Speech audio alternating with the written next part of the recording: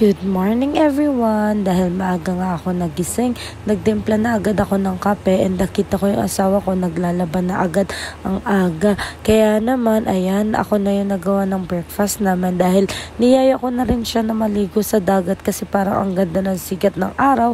And ayan, busy siya sa paglaba. And after niya maglaba ay dali-dali na kaming pumunta sa dagat. And tingnan nyo naman ang ganda ng sikat ng araw.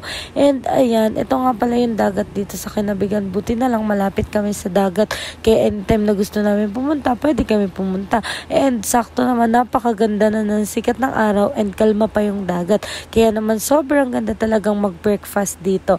And flex ko nga pala yung mga tumblers ko sa mga gustong umorder. Nasa TikTok shop namin, Ange Alcano 5, pwede to sa coffee, pwede din to sa malamig. And ayan, tingnan nyo, sobrang nakaka-relax talaga and nakaka-good mood pag ganito ang umaga. At nag-breakfast na nga pala kami and maraming asong lumapit sa amin, kaya binigyan ko rin sila ng tinapay. Share your blessings. And flex ko na rin tong towel na nabili namin kasi sobrang ganda niya, talagang maka-absorb ng tubig. Yes guys, sobrang ganda nitong towel na to.